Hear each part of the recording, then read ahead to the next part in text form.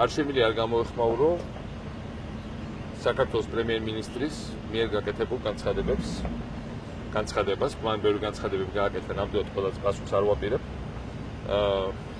მე ვფიქრობ, მათი აბსოლუტური უმეტესობა საერთოდ არ შეიცავს სიმართლის ერთ მარცვალსაც კი.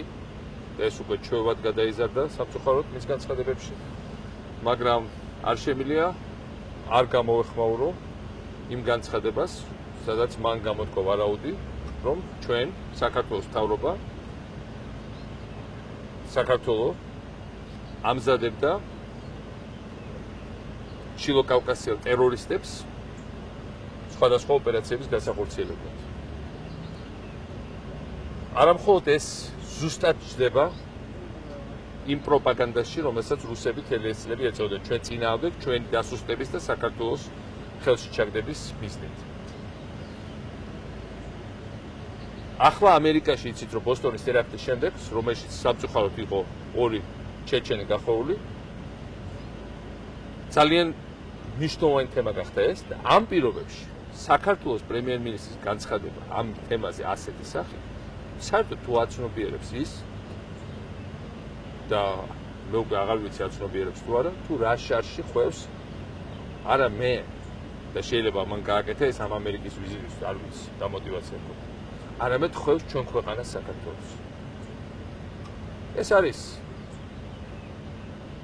რა თქმა უნდა მე დარწმუნებული ვარ, რომ ამას ამერიკაში სერიოზული ხალხია და ამას არავინ სერიოზულად არ მიიღებს, მაგრამ აქაც სხვადასხვა ძალები მუშაობენ.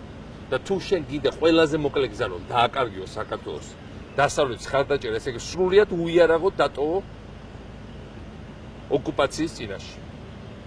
სრული დახმარების დატოვო, ქარეში დატოვო ჩვენი მეგობრების საგარეო საფრთხის წინაშე. მაშინ უნდა ასეთი რაღაცეებიშიც ცადო მათი დარწმუნება, ცადო ჩვენი მეგობრების დარწმუნება. კიდევ ერთხელ მეუბნებ, სანამ მე ამ თანამდებობაზე ვარ და სანამ ჩვენ აქ გვისმენენ, ამას ალბათ ის ვერ მოახერხებს. მაგრამ არ შეიძლება ამ თემებით თამაში. ძალიან წუხვა რომ საქართველოს პრემიერ-მინისტრს ეს ან არ ესმის, ან არ სურს რომ გაიგოს. მაგრამ მე მინდა უთხრა უბრალოდ მისი მთავრობის წევრებს. იქ არის ხალხი, რომელსაც ეს არ შეიძლება რომ არ ესმოდეთ. ბოლოს სხვადასხვა თანამდებობებზე არიან ადრე დამუშავარი საქართველოს სტრუქტურებში. თქვენ მაინც ამოიღეთ ხო? თქვენ მაინც მიუთითეთ პრემიერ-მინისტრს ამას მოაკეთოს და თუ არ გიჯერებთ, მაშინ საჯაროდ თქო ეს ასე არა.